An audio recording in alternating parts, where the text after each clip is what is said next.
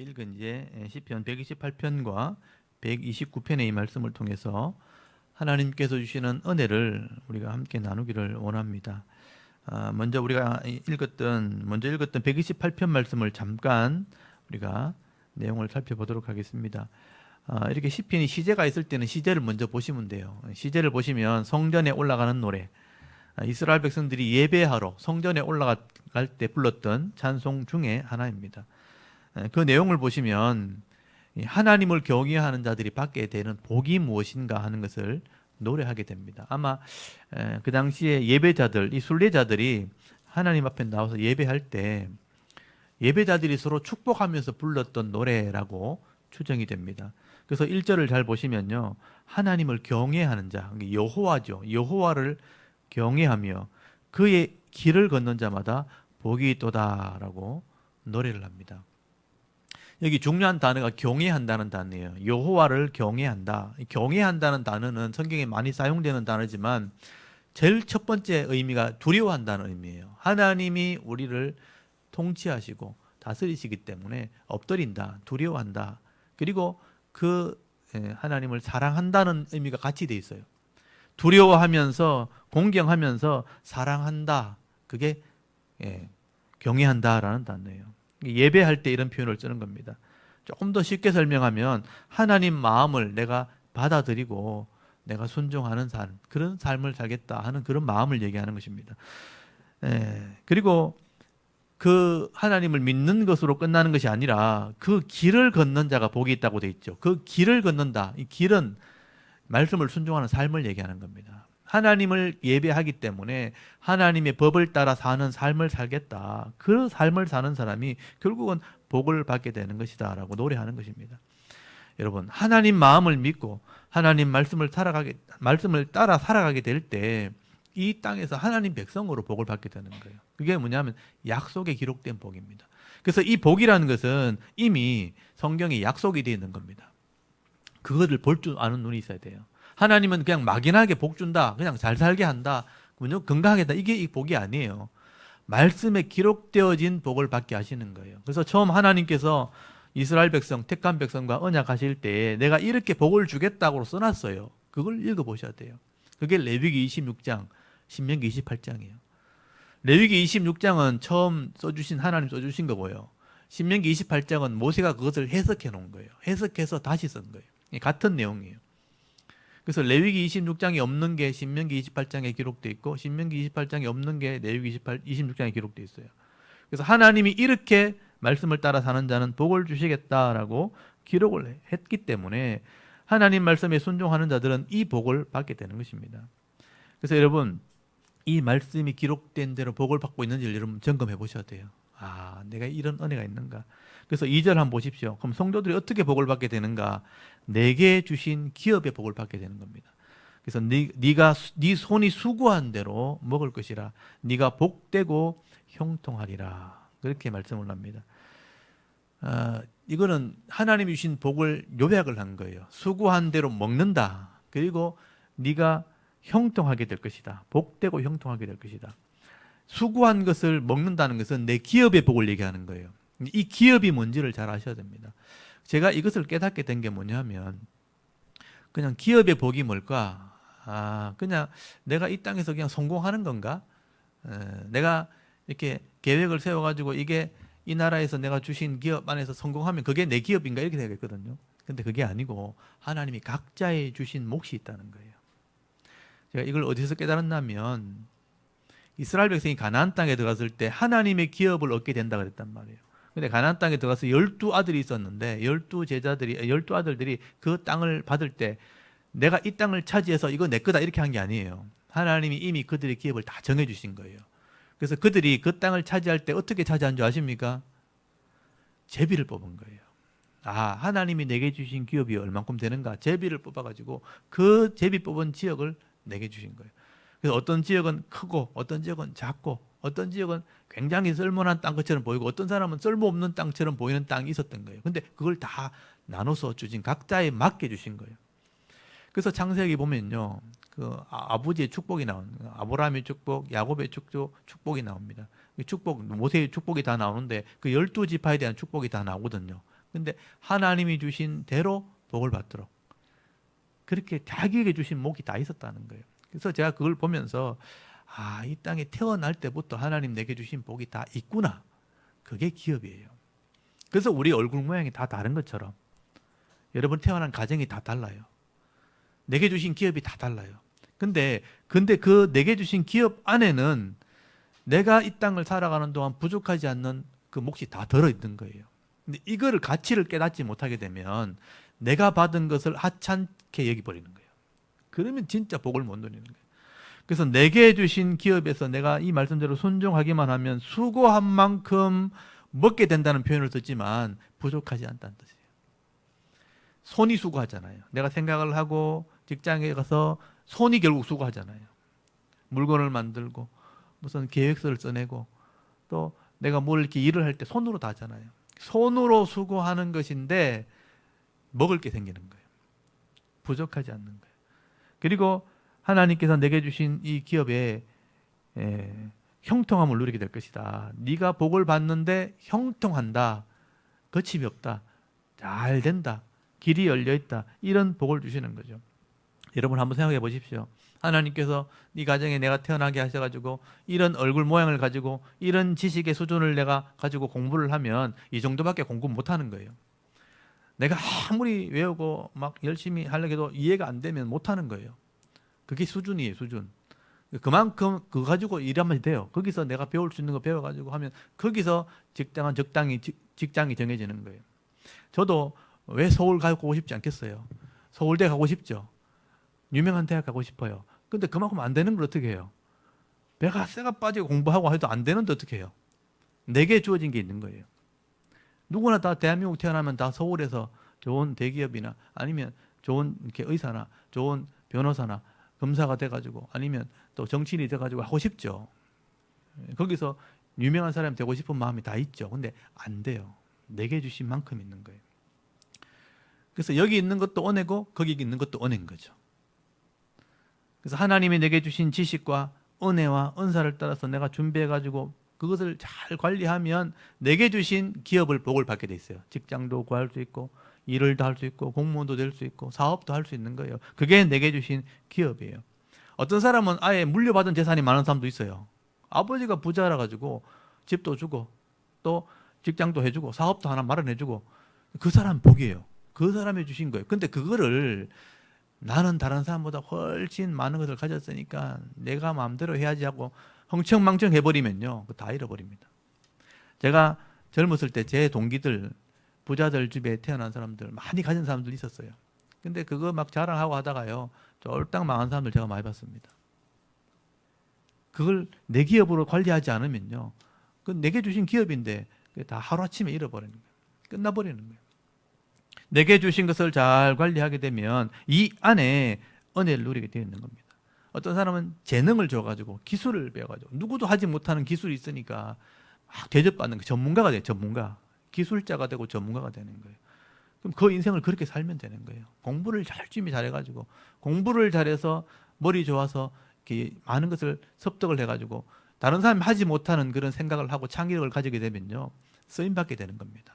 그래서 대기업에서 그런 사람들을 고용하기도 하고 쓰임받기도 하고 또 다른 사람보다 더 지혜가 뛰어나니까 또 지도자가 돼가지고 이 나라를 운영하는 사람도 있습니다. 하나님 내게 주신 지혜를 따라서 그렇게 직장생활도 하고 사업을 하는 거죠. 그게 내게 주신 기업이에요. 그러므로 하나님의 이 기업 안에서 이 말씀을 기억하면서 성실하게 하나님을 경외하고 순종하는 삶을 살기 그 길을 따라가면 이 수고한 만큼 얻어 누리게 되는 거다. 이거는 빼앗기지 않는 거예요. 잃어버리지 않는 겁니다. 다 받아 누리게 돼. 결국 부족하지 않게 되는 거예요. 그래서 많이 가진 사람도 부족하지 않고 적게 가진 사람도 부족하지 않게 되는 거다. 이게 형통한 것이다. 성경은 그렇게 얘기하는 거예요. 여러분 형통한 게 뭐냐면 많이 가져서 형통한 게 아니고 부족하지 않으면 형통한 거예요. 부족하지 않으니까 만족하는 거예요. 그게 형통한 것이다. 그게 성경대로 하면 샬롬, 좋다, 평안하다. 그 복을 받아 누리게 되는 것입니다. 그래서 여러분 레위기에 보면요. 이게 다 기록이 되어 있어요. 여러분 레위기 한번 찾아보십시오. 레위기 26장을 한번 펴보십시오. 그래서 제가 레위기를 알고 있어야 된다는 거예요. 이대로 되기 때문에. 하나님의 법은 변하지 않고요. 진리이기 때문에 그 진리란 말이 변하지 않는다는 뜻이에요. 이루어진다는 뜻입니다. 레위기 26장이 축복과 저주예요. 순종했을 때 복, 잘못했을 때 재앙, 둘 다 기록되어 있어요. 둘 다 기억을 해야 돼요. 근데 3절부터 7절까지는 순종했을 때 이런 복이 임한다는 거예요. 여러분 3절부터 7절까지를 천천히 한번 읽어보겠습니다. 시작. 너희가 내 규례와 계명을 준행하면 내가 너희에게 철 따라 비를 주리니 땅은 그 산물을 내고 밭에 나무는 열매를 맺으리라. 너희의 타작은 포도 딸 때까지 미치며 너희의 포도 따는 것은 파종할 때까지 미치리니 내가 음식을 배불리 먹고 너희의 땅에 안전하게 거주하리라. 내가 그 땅에 평화를 줄 것인즉 너희가 누울 때 너희를 두려워할 자가 없을 것이며 내가 사나운 짐승을 그 땅에서 제할 것이요 칼이 너희의 땅에 두루 행하지 아니할 것이며 너희 원수들을 쫓으리니 그들이 너희 앞에서 칼에 엎드러질 것이라. 아멘. 이게 형통한 복이에요. 이게 약속된 거. 이거는 이게 이렇게 될 거다. 그래서 내 규례와 계명을 준행하면이라고 했죠. 준행한다는 건 이해하고 깨달아서 실제로 행하는 거예요. 이 땅에서 그렇게 하는 거예요. 힘들지만 하면 철 따라 비를 주고 비가 은혜거든요. 그 땅이 메마른 땅이니까 비가 오면 은혜를 상징하는, 은혜가 임하게 되면 열매가 나오니까 먹게 된다는 표현을 썼잖아요. 그래서 수고한 대로 먹는다는 표현이 이거예요. 아무것도 없는 메마른 땅인데 하나님이 은혜가 임하면 비가 오면 먹게 되는 거예요. 그래서 포도 딸 때, 타작할 때 타작이 포도될 때까지 임한다는 게 뭐냐면 이스라엘 백성들은요 봄에 이제 보리, 추수, 밀을 타작하고요 가을에 포도 열매를 따는 거예요. 그래서 봄에 했던 것이 가을 때까지 끊어지지 않게 된다. 또 포도 딴 것이 다음 또 씨를 뿌려서 타작할 때까지 끊어지지 않게 된다. 그럼 1년 내도록 부족하지 않다는 뜻이에요. 그러니까 1년 내도록 부족하지 않도록 음식을 먹게 하고 안전하게 한다. 악한 자들이 칼을 들고 다니지 못하게 한다. 그래서 평화를 준다. 평화라는 단어가 거기 들어가 있죠. 화평을 준다고 되어 있어요. 샬롬을 준다. 이게 복되고 형통한 것이다 라고 말씀하는 겁니다. 그래서 시편 이 기자가 한 줄로 써놨지만 사실 이 얘기를 하고 있는 거예요. 하나님을 경외하고 그 길을 따르는 자는 이런 수고한 대로 먹는 복, 이 땅에서 형통한 복을 받게 될 것이다. 근데 세상 사람들은 그렇지 않아요. 하나님을 몰라요. 하나님을 알지 못하니까 내게 주신 건 그냥 내 거라고 생각하는 거예요. 내 거니까 부자들은 막 자만하고 교만하고 없는 사람들은 좌절하고 절망하는 거예요. 그래서 막 뺏으려고 하는 거예요. 그래서 하나님이 주신 그 기업을 내가 모르니까 내가 가진 것을 가지고 내 맘대로 막 하는 거예요. 그 욕심대로 하니까 더 많이 가지고 싶은 거예요. 일단 많이 가지면 힘이 생긴다고 생각하니까 그걸 탐을 내고 뺏으려고 하고 더 빨리 더 많이 가지려고 정상대로 안 되니까 악을 행하기 시작하는 거예요. 편법도 쓰고 불법도 쓰고 때로는 짓밟기도 하고 빼앗기도 하고 죽이기도 하고 그렇게 해서 다투고 경쟁하는 삶을 살아가게 되는 거예요. 그게 하나님 없는 사람들의 삶이고 이게 세상의 법처럼 돼버렸어요. 그래서 강한 사람이 차지한다. 강해야 된다. 깡다구 있어야 된다. 이렇게 생각하는 거예요. 그래서 강해야 된다고 자꾸 생각하는 거예요. 그게 세상의 가치관이에요. 근데 그게 뜻대로 안 되잖아요, 인생이. 여러분, 인생을 제대로 내 뜻대로 된다고 생각하는 사람이 아무도 없잖아요. 다 꿈꾸는데 안 되잖아요. 그러니까 좌절도 하고 절망도 하고 하는 거예요. 설사 그걸 가졌다 할지라도 이거 빼앗길까 봐 불안한 거예요. 더 센 사람이 오면 또 뺏어가니까. 더 악한 사람 만나면 뺏기니까. 제가 이걸 깨달았다 그랬죠. 제가 이 쌀짜리 할 때. 저는 손재주가 있어가지고 잘해요. 그래서 왕창 땄단 말이에요. 근데 우리 반에 이제 3살 많은 옛날에 꾸었다 그러죠. 3살 많은 게 있었어요. 계획한 좀 이상하다. 3살 많은 김정호 이름도 기억해요. 이 좀 우리 식으로 말하면 조금 이제 노는 애들이 있어요. 그러니까 좀 짱이었어요 그 당시에. 짱이 딱 오더니만 하자는 거예요. 그래서 내가 다 땄어요. 돈이 없는 거예요. 없는데 내가 가져올 거 있다면서 다시 해 이런 거예요. 그래서 또 하니까 전부 다 이렇게 올인. 홀짝 하는데 예를 들면 홀짝인데 홀이 나오면 내가 전부 다 건다는 거예요. 돈 있나? 없는데 해 그냥. 위협을 당한 거예요. 했어요. 2번, 3번까지 내가 땄어요. 근데 4번째 걸린 거예요. 다 내놔 이런 거예요. 돈 없잖아. 내놔. 이렇게 줬어요. 어쩔 수 없었어요. 뺏긴 거예요. 제가 어떤 생각했냐면 정당하게 해서 얻은 것은 내 것이 되지만 강한 자가 뺏어가면 뺏기는 게 세상이구나. 이거 아무리 노력해도 바르지 않으면 더 센 사람 만나면 뺏기는구나 세상이 그렇구나 하는 것을 제가 느꼈어요. 그 친구 지금 뭐 하는지 모르겠어요. 어떻게 된지 모르겠어요. 저는 잘 살고 있어요. 그때 뺏겼지만 그때 제가 생각해도 엄청난 많은 돈이 그 당시에 제 학생의 입장에서는 또 학교에 교실에서 한 거니까 엄청난 돈을 땄었는데 한 방에 날려버렸어요. 위협을 당해가지고 영원히 내게 될 수 없잖아요. 그래서 야, 세상은 강한 자가 뺏는 거구나. 더 독한 사람이 차지하는 거구나. 세상의 법은 그거구나. 그래서 강해지려고 하는구나. 그래서 세상을 그렇게 살아가는 거예요. 근데 그게 안 되면 허무하게 되는 겁니다. 안 되잖아요, 결국은. 여러분, 이 세상의 드라마나 영화를 한번 보십시오. 다 그런 얘기예요. 차지했다가 뺏겨가지고 복수해가지고 다시 그거 되찾고 전부 그런 얘기죠. 출생의 비밀 이래가지고 막 짓밟히다가 나중에는 그게 들통나가지고 또 복수하고 결국 차지하게 됐다 이거잖아요. 차지하고 거기서 끝나는 게 아니죠. 다음에 또 차지하게 돼 있어요. 당한 사람이 또 그걸 찾아간다고요. 근데 그렇게 계속 악한 자가 세상을 차지하려고 하는데 허무함밖에 없는 거예요. 빼앗기면 좌절하고 가지야 또 허무하고 그게 세상이에요. 만족함이 없어요. 그게 세상이에요. 그러다가 죽는 겁니다. 근데 하나님의 법은 그렇지 않아요. 하나님 내게 주신 기업 안에 하나님을 경외하면서 하나님 그 길을 따라가는 자들은 이런 만족감을 주시는 거예요. 그래서 평안한 거예요. 그게 형통한 거예요. 여러분, 그래서 우리가 어떤 길을 선택할 것인가 믿음으로 선택해야 되는 거죠. 하나님을 믿고 신뢰함으로 하나님께서 내게 주신 것에 감사하면서 이걸 성실하게 수고하면 돼요. 수고하면서 그걸 주신 것을 기쁨으로 여기시고 이 부족하지 않는 삶, 나누고 도리어 섬기는 삶, 또 풍성한 삶을 살아가는 것이 바로 성도여야 된다는 것입니다. 여러분이 이 복을 받아 누릴 수 있기를 간절히 소원합니다. 네, 오늘 다시 말씀을 다시 보시면 거기 보시면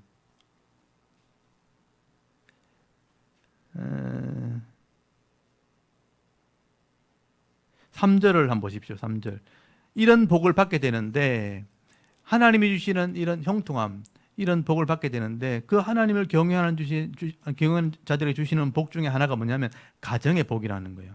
그래서 형통한 자에게 주시는 이 복 중에 가장 큰 복이 뭔가 내 가정에 주신 복이라는 겁니다. 그래서 3절에 보면 네 집의 안방에 있는 네 아내는 결실한 포도나무 같으며 네 식탁에 둘러앉은 자식들은 어린 감람나무 같으리로다. 이렇게 노래하고 있죠. 이게 그림 언어예요. 그림. 이스라엘 사람들은요 이렇게 얘기하면 머릿속에 다 그림이 이미지가 그려지는 거예요. 아, 이런 가정이 복 있는 가정이구나. 물론 혼자 있는 분들에게도 복이 있죠. 근데 가정을 이루게 되면 이런 복이 임하게 된다. 그래서 여기 아내라는 말이요, 내 집 안방에 있는 자라고 돼 있죠. 이 안방이란 말이 뭐냐 하면 가장 깊숙한 곳, 엄밀한 곳이라는 뜻이에요. 내 집 안에 이런 엄밀한 곳에 남편과 아내가 많이 누릴 수 있는 그런 은혜가 있는 곳이 있는데 그 곳에서 복을 받게 된다는 거예요. 이건 가정에 주신 복이에요. 그런 복을 받게 될 것이라. 그리고 이 아내는 결실한 포도나무 같다. 이미지가 포도나무죠. 포도나무 이미지를 가지고 설명하는 거예요. 이 포도나무는 이스라엘에 많은 열매를 나오기 때문에 다산을 상징하는 거예요. 이 아내가 이런 다산의 복을 받게 될 것이다. 그래서 이 포도나무는요, 다른 나무하고 좀 달라요. 다른 나무는 다 곱게 자라는데 포도나무는 그렇지 않아요. 꾸불꾸불하게 자라요. 그래서 이 포도나무는 지지대가 없으면 열매를 맺을 수가 없어요. 그래서 제가 포도나무를, 여러분 잘 아시겠지만 포도나무를 제가 일부러 놨어요. 이 포도나무죠. 이 포도나무는 이 나무를 한번 보십시오. 꾸불꾸불하잖아요. 그래서 이 포도나무 보면 꾸불꾸불하기 때문에 이거는 제목으로도 안 되고 어떤 가구로도 만들 수 없어요. 그래서 이 포도나무는 이렇게 열매가 맺힐 때 지지대가 없으면 땅바닥에 다 떨어지는 거예요.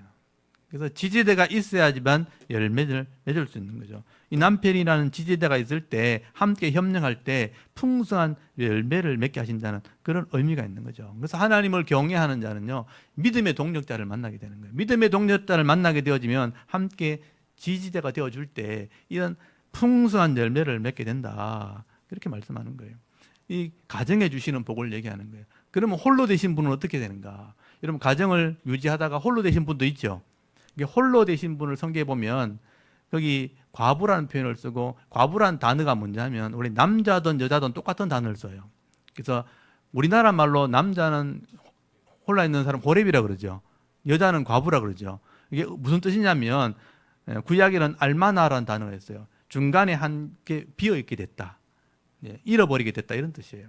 중간에 하나가 비었다, 잃어버렸다. 신약에는 케라라는 단어예요. 그러니까 한쪽을 잃어버린 이런 뜻이에요. 잃어버리게 되면 힘들게 되죠. 그러면 교회 안에 들어오게 되면 이런 홀로 되신 분이 위로를 받게 돼 있어요. 하나님이 그를 지켜주시게 돼 있다는 거죠. 그래서 이 홀로 되신 분도 하나님 안에 공동체 안에 들어오게 되어지면 존대받게 되어지고 위로받게 되어 있습니다. 그래서 신명기 19장 18절에 보면요, 고아와 이런 과부 홀로 되신 분들을 위하여 정의를 행하라고 돼 있고요, 또 그를 사랑하고 그에게 떡과 옷을 주라고 돼 있어요. 이 교회 공동체가 그 일을 하는 거예요. 신명기 14장 29절에 보면요, 너희 중에 분깃이나 기업이 없는 레위인과 네 성중에 거류하는 객과 및 고아와 이 홀로 계신 분들에게 먹고 배부르게 해라. 그러면 내 하나님 여호와께서 네 손으로 하는 범사에 복을 주게 될 것이다 라고 되어 있어요. 그래서 교회 공동체 속에서 이 혼자 계시는 분들에게 존대하게 되어 있습니다. 디모데전서 5장 13절에 이런 홀로 되신 분을 존대해라 라고 되어 있어요. 야고보서 1장 27절에 하나님이 원하시는 진정한 경건이 무엇인가, 이런 고아와 이 홀로 되신 분들을 환난 중에 돌아보는 것이라 라고 되어 있습니다. 그러면 네 속에 하나님의 은혜가 임하게 될 것이다. 교회 안에서 이 홀로 되신 분이 존대를 받고 보호를 받게 되어 있는 것이죠. 그러면 이 땅에 부족함이 있지만 살아갈 힘을 얻게 되는 거죠. 용기를 얻게 되고 능력을 얻게 되어지는 것입니다. 그러나 이 세상 사람들은 그렇지 않죠. 이 보호자가 없고 홀로 있는 분들을 보면요, 도리어 멸시하고 짓밟습니다. 그게 세상의 모습이라는 거죠. 그래서 무시하고 빼앗기 때문에, 또 교회 안에 말씀대로 순종하는 자들에게는 홀로 계신 분들이 이런 위로와 이런 복을 받게 된다라고 말씀하는 것입니다. 그러면 결혼하지 않고 혼자 있는 사람은 어떻게 해요? 원래 있다가 잃어버린 분은 잃어버린 분이지만 결혼하지 않는 사람은 결혼하지 않는 것도 복이라고 말씀해요. 결혼하는 것도 복인데 결혼하지 않는 것도 복이라. 이것도 은사라는 거예요. 여러분, 제가 한 군데만 찾아드릴게요. 고린도전서 7장을 한번 찾아보십시오. 이런 구절은 성경들이 사람들이 잘 모르기 때문에 홀로 계신 분들이 굉장히 불안하고 힘든 사람이 많아요. 나는 복이 없나 그렇게 생각하죠. 그런데 그렇지 않습니다. 고린도전서 7장 32절을 한번 찾아보십시오. 고린도 교회에 이런 결혼에 대한 문제를 가지고 바울에게 질문을 하고 이렇게 고민을 할 때 이런 답을 주신 거예요. 여러분, 32절, 7장 32절에서 40절까지인데 한번 읽어볼게요. 7장 32절부터 한번 읽어보겠습니다. 시작. 너희가 염려 없기를 원하노라. 장가 가지 않는 자는 주의 일을 염려하여 어찌하여야 주를 기쁘시게 할까 하되, 장가 간 자는 세상 일을 염려하여 어찌하여 아내를 기쁘게 할까 하여 마음이 갈라지며, 시집가지 않는 자와 처녀는 주의 일을 염려하여 몸과 영을 다 거룩하게 하려 하되, 시집간 자는 세상 일을 염려하여 어찌하여 남편을 기쁘게 할까 하느니라. 내가 이것을 말함은 너희의 유익을 위하며 너희에게 올무를 놓으려 함이 아니니, 오직 너희로 하여금 이치에 합당하게 하여 허트러짐이 없이 주를 섬기게 하려 함이라. 여기까지 이건 결혼한 사람들의 얘기예요. 처녀로 살 때, 총각으로 살 때는 주의 일을 열심히 했었는데 결혼하는 순간에 세상에 염려가 하나 생긴 거죠. 아내를 어떻게 기쁘게 할까, 남편을 어떻게 기쁘게, 그렇게 살아가죠. 그래서 힘든 삶을 살게 된다는 거죠. 그래서 그러므로 하는 거 보세요. 그러므로, 그 다음부터 그러므로부터 한번 읽어볼게요. 시작. 그러므로 만일 누가 자기의 약혼녀에 대한 행동이 합당하지 못한 줄로 생각할 때에 그 약혼녀의 혼기도 지나고 그같이 할 필요가 있거든 원하는 대로 하라. 그것은 죄 짓는 것이 아니니 그들로 결혼하게 하라. 그러나 그가 마음을 정하고 또 부득이한 일도 없고 자기 뜻대로 할 권리가 있어서 그 약혼녀를 그대로 두기로 하여도 잘하는 것이니라. 그러므로 결혼하는 자도 잘하거니와 결혼하지 아니하는 자도 나는 더 잘하는 것이니라. 아내는 그 남편이 살아있는 동안에 매여 있다가 남편이 죽으면 자유로워 자기 뜻대로 시집갈 것이나 주 안에서만 할 것이니라. 그러나 내 뜻에는 그냥 지내는 것이 더욱 복이 있으리로다. 나도 또한 하나님의 영을 받은 줄로 생각하노라. 아멘. 여기까지 보시면 여기 번역이 조금 복잡하게 돼 있어요. 그래서 여기 그러므로 할 때 약혼녀란 말 나오죠. 결혼하기로 한 사람이 마음에 들지 않지만 이제 이 욕정, 열심히 못 이겨서 결혼할 마음이 생기면 그럼 결혼해라 이렇게 한 거예요. 근데 결혼 안 하는 것도 잘하는 거다. 이게 중요한 거예요. 그러나 그가 마음을 정하고 일대 마음을 정하고 부디한 불편함도 없고 자기 뜻대로 할 권리가 있어서 약혼녀를 그대로 두기로 하여도 잘하는 거다 이렇게 됐어요. 그래서 이 얘기가 뭐냐면 그 안에 복이 있다는 뜻이에요. 그래서 형편이 되어서 순리를 따라 해야 되는데 억지로 하면 안 된다는 뜻이에요. 그 은혜를 누리는 사람이 복 있는 사람이에요. 그래서 뭐 누가 막 상황에 밀려가지고 나는 그런 마음이 없는데 사람들이 막 해야 된다 하고 하라 그러고 막 억지로 밀어붙여가지고 막 그렇게 해서 밀려서 하게 되면 나중에 그게 더 힘들어진다는 거예요. 그래서 여기 보면 자기 마음을 정하고 부득이한 일, 불편한 것도 없고 자기 뜻대로 할 권리가 충분히 있다면 그 약혼녀를 그대로 두기로 하는 것이 잘하는 거다. 그러므로 결혼하는 데도 잘하는 거죠. 그 안에 복이 있으니까. 그렇지만 결혼하지 아니하는 자는 더 잘하는 것이라고 돼 있어요. 그러니까 혼자 사는 복이 있는 사람도 있다는 뜻이에요. 그래서 조급하게 생각하지 말라는 거예요. 그 안에 충분히 하나님 은혜가 있다는 거죠. 그래서 오늘 기업의 복을 제가 얘기하면서 또 하나님이 우리에게 주신 은혜를 따라서 기업 안에서 성실하게 일하는 사람과 하나님을 경외하며 그 길을 따라가는 자들은 결혼한 자에게도 복이 있고요. 또 홀로 되신 분에게도 복이 있고요. 또 결혼하지 않고 혼자 사시는 분들도 복이 있다는 거예요. 그 복을 보는 눈이 필요한 겁니다. 그러면 내가 평안하게 이 땅에서 살아가게 되는 겁니다. 순리를 따라 살아가게 되면 그런 은혜가 있게 되어지는 것입니다.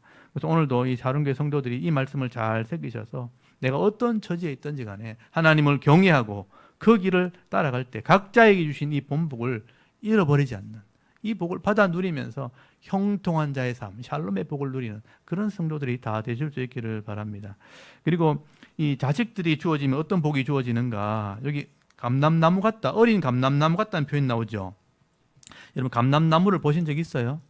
이 올리브 나무라 그러는 거예요. 이게 감람나무예요. 이 감람나무는 이스라엘 지천에 깔려 있는 거예요.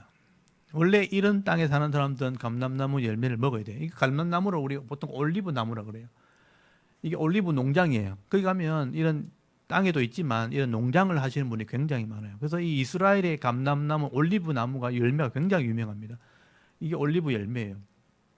이걸 가지고 열매를 먹기도 하고 또 이것을 기름을 짜가지고 기름으로 식용을 또 하기도 하죠. 이거는 이 발연점이 낮아가지고 불로 사용하기보다는 주로 그냥 바로 식용을 하죠. 뿌려서 사용하기도 하고. 그래서 이 올리브 나무와 올리브 열매와 올리브 기름이 굉장히 사람 몸에 유익하기 때문에 몸을 건강하게 하고 또 이걸 기름으로 사용해서 붓기도 해요. 구별한다는 의미가 있어요. 그래서 이제 이스라엘에서는 이 감람나무, 올리브 나무는 계속되는 번영을 상징하는 거예요. 그리고 기쁨을 상징하기도 하는 것입니다. 그래서 우리 가정에 자녀가 있다. 자녀가 있는 자들에게는 이런 번영이 있게 될 것이고 기쁨이 있게 될 것을 말씀하게 되는 것입니다. 그래서 내가 이 바른 신앙, 바른 믿음으로 이 자녀를 주의 교훈과 말씀으로 잘 양육하기만 한다면 이 자녀들이요 나중에 풍성하게 되는 번영을 이룬다는 거예요. 풍성하게 되어지고 또 기쁨을 누리는 그런 가정을 또 이루게 되는 것입니다. 결국 하나님을 경외하는 이 한 사람이 가정을 이루게 되어지면 또 다른 공동체를 만들게 되는 거예요. 이런 가정이 또 공동체를 만들게 되어지면 이 공동체가 모이면 결국은 이 나라 백성이 되는 겁니다. 그래서 나라가 복을 받게 되는 거예요. 여러분 4절 한번 보십시오. 나라의 복이 나오죠. 여호와를 경외하는 자는 이와 같이 복을 얻으리로다. 여호와께서 시온에서 네게 복을 주실지어다. 너는 평생에 예루살렘의 번영을 본다 그러잖아요. 예루살렘의 번영을 보며 네 자식의 자식을 볼지어다. 아들이 또 아들을 낳게 되는 거죠. 그러면 이스라엘에게 평강이 있을지로다. 지금 시온이 나오고 예루살렘이 나오고 이스라엘이 나오죠. 가정의 복이 풍성하게 임하게 되면 예루살렘이 복을 받게 돼요. 이 예루살렘이 바로 하나님이 거하시는 곳, 예배하는 곳이죠. 이 예루살렘이 복을 받게 되어지면 이스라엘이 복을 받게 돼서 평강이 있게 된다라고 말씀하게 되는 것입니다. 여러분 이 시편 기자는요 이렇게 가정과 이런 어린 자녀들이 대대로 복을 받게 되어지면 결국은 나라가 평안을 얻게 될 것을 말씀하게 되는 것입니다. 그래서 이 시편 기자가 128편 마지막에 보면 이스라엘의 평강이 있을지로다라고 얘기하죠. 이게 나라를 위한 기도예요. 이 이스라엘에, 이 나라에 평강이 있기를 원합니다. 이런 복이 있기를 원합니다라고 기도하는 거예요. 오늘 성도가요 이런 기도를 하셔야 돼요. 이 나라가 이런 하나님이 경외하는 가정들이 세워지게 될 때 이 나라가 이런 평강을 누리기를 원합니다. 이 대한민국이 평강이 있기를 원합니다. 오늘 기도하셔야 돼요. 이번 주간 지나면서 지금 굉장히 많이 혼란스러운 일을 보게 됐죠. 나라를 위한 기도가 저절로 막 나오죠. 혼란스러워지니까 어떻게든 하나님께서 하시겠지만 자꾸 보고 있으면 신경도 쓰이고 불안해지는 거예요. 그렇지만 여러분, 하나님이 다스리고 있다는 걸 기억하셔야 돼요. 그래서 우리가 해야 될 일은 이 평강을 위해서 기도하시는 거예요. 하나님, 이 대한민국을 불쌍히 여기시고 이 대한민국을 위해서 평강이 있게 하옵소서. 이 기도를 하셔야 되는 거예요. 이 기도할 때 하나님께서 이 복을 주시는 것입니다. 오늘 시편 128편은 하나님을 경외하는 자들이 어떤 복을 받게 되는가 하는 것을 노래하고 있는 것입니다. 이것은 하나님께서 약속하신 것이기 때문에 누구든지 어느 시대 사람이든지 이 변하지 않는 이 하나님 말씀을 믿고 따라 순종하게 될 때, 이 길을 걸어가게 될 때 이 복을 받게 되어 있는 것입니다. 오늘 저와 여러분도 이 하나님 말씀을 내 마음에 잘 새기셔서 이 말씀대로 순종할 때 하나님을 경외하는 자들에게 주시는 이 복을 다 받아 누리시고요. 일평생 이 땅에서 하나님의 기쁨이 되어서 살아갈 수 있는 저와 여러분의 이런 영적인 삶의 모습이 되실 수 있기를 바랍니다. 그리고 129편 우리 짧지만 잠깐만 한번 보겠습니다. 이 성전에 올라가는 노래 똑같죠? 순례자들이 하나님을 예배하기 위해서 올라갈 때 많은 노래를 부르게 되는데 앞에 노래는 예배자들을 축복하면서 불렀다면 이 뒤에 노래는요, 하나님에 대한 찬송이에요. 우리를 다스리시는 하나님에 대한 찬송. 129편에 이스라엘을 지키시는 악인들을 심판하시는 그 하나님을 노래하고 있다는 거예요. 여러분 1절부터 4절까지 보시면 이스라엘이라는 이름이 먼저 나와요. 이스라엘이 오랫동안 이런 하나님의 은혜를 도움을 받았다는 거예요. 이런 은혜를 내가 경험했다는 거예요. 1절 한번 보십시오.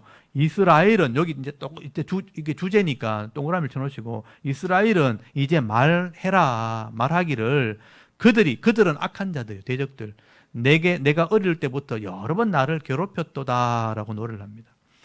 여러분 이 이스라엘이 이제 말해라는 건 뭐냐면 이 말한다는 말이 좀 강조해서 지금 얘기되어 있어요. 강조해서 소리 좀 쳐라, 공포해라, 또 선전해라, 자랑해라. 이스라엘은 너희들이 말해라. 이 시편 기자가 어릴 때부터 쭉 봐왔다는 거죠. 이스라엘이 이방 나라로부터 굉장히 많은 괴로움을 당하는 것을 내가 봐왔다는 거예요. 그래서 이 여러 번이라는 것을 강조했죠. 여러 번 이렇게 괴롭힘을 당했다. 이 괴롭힘을 당했다는 표현도 뭐냐면 묶였다는 뜻이에요. 묶였다. 사방으로 포위당했다. 둘러싸였다. 그 이스라엘이 지금도 그렇잖아요. 사방으로 둘러싸여 있잖아요. 이런 괴롭힘을 당했다. 2절에 한 번 더 강조되어 있죠. 그들이, 이 악한 자들이 내가 어릴 때부터 여러 번 나를 괴롭혔으나 나를 이기지 못했다. 핵심이 뭐냐면 나를 이기지 못했다는 거예요. 괴롭혔는데 결국은 이기지 못했다는 거예요. 이 시편 기자가 어릴 때부터 이스라엘이요, 이방 나라들에게 괴롭힘을 당하기도 하고 꼼짝없이 포위를 당하기도 하고 많은 어려움을 당하는 것을 눈으로 계속 봤는데 중요한 것은 이런 괴롭힘 속에서 망하지는 않았다는 거예요. 그게 중요한 거예요. 여러분이 세상에 나가면 많은 어려움을 당하려 괴롭힘도 당해요. 근데 망하지는 않는다는 거예요.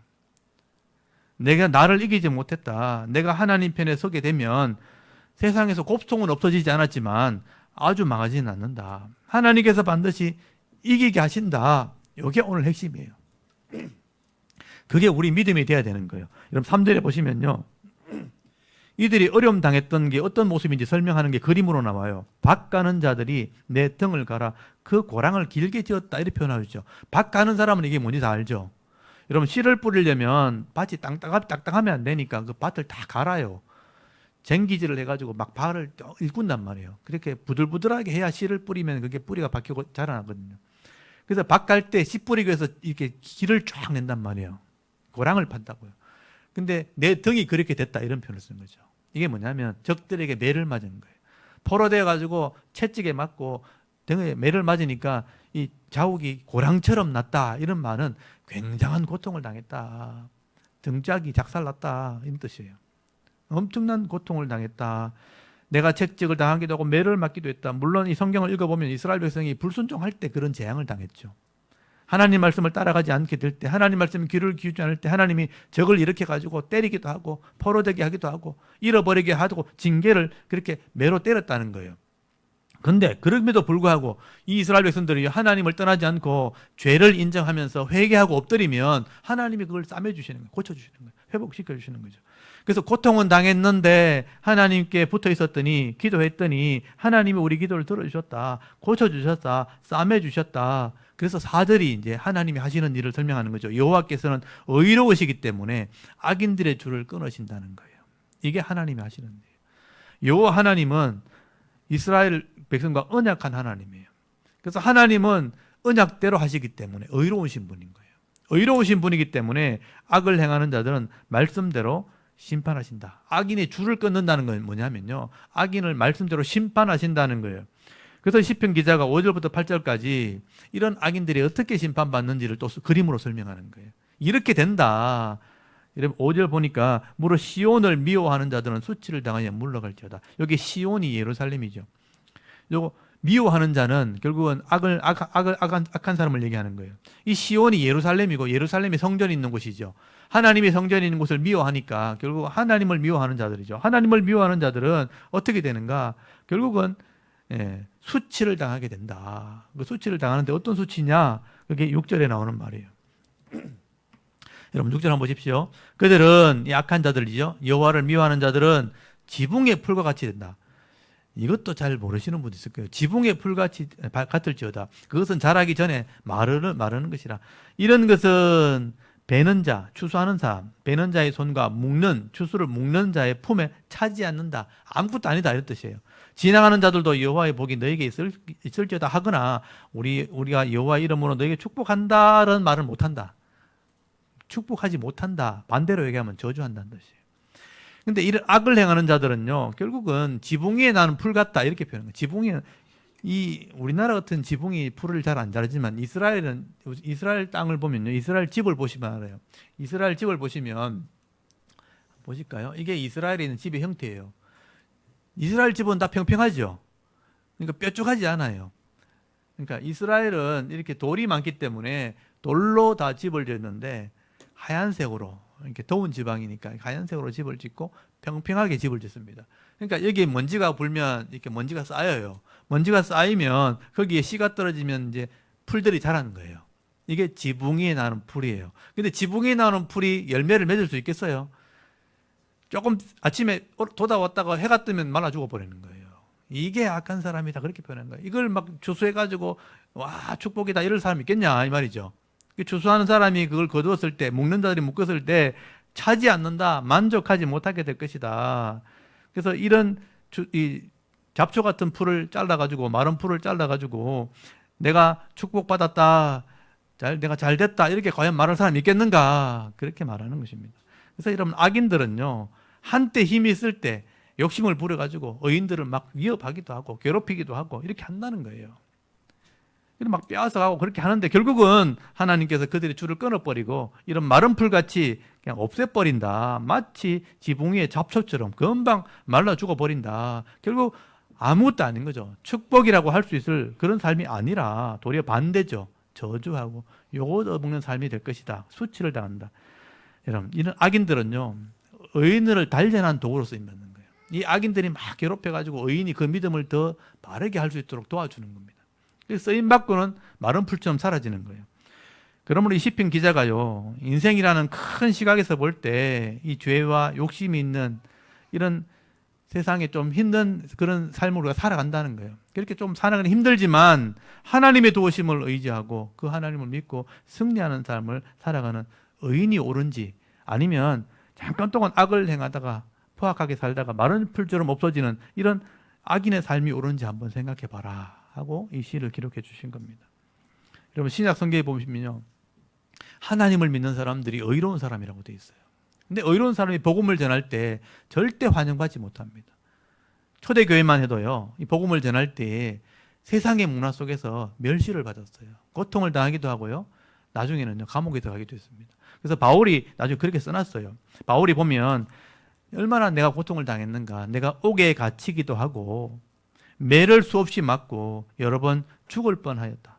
유대인들에게 40에 한한 가람매 39대를 매를 5번 맞았고요. 3번 태장에 맞고 1번 돌에 맞아 죽을 뻔하고 3번은 파선하고 배 타고 가다 물에 빠지고 일주일을 깊은 바다에 지냈고 여러 번 자지 못하고 줄이고 목마르고 여러 번 굶고 춥고 헐벗었다라고 기록을 해놨어요. 바울이 의로운 삶을 살려고 하니까 세상이 그렇게 힘들더라는 거예요. 근데 그렇다고 내가 죽었느냐? 아닙니다. 바울이 뭐라 그러냐면요. 그럼에도 불구하고 우리가 무명한 자 같으나 유명한 자요. 죽은 자 같으나 보라 우리가 살아있고 징계를 받은 자 같으나 죽임을 당하지 아니하고 근심하는 자 같으나 항상 기뻐하고 가난한 자 같으나 많은 사람을 부여하고 아무것도 없는 자 같으나 모든 것을 내가 가진 자다. 바울이 그렇게 고백했어요. 내가 이 시골 구석에서 아니면 이 대구 한바다 구석에서 아무것도 없는 것처럼 살아가는 것처럼 보이죠. 무명한 자 같은데 알고 보면 내가 유명한 자인 거예요. 죽은 것 같은데 아니요. 살아있어요 지금도.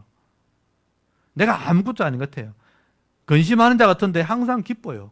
가난한 자 같은데 내가 많은 사람을 부유하게 하고 있고 내가 아무것도 없는 것 같은데 다 가진 사람을 살아가고 있는 거예요. 그게 의인이다. 성도다라고 말하는 거예요.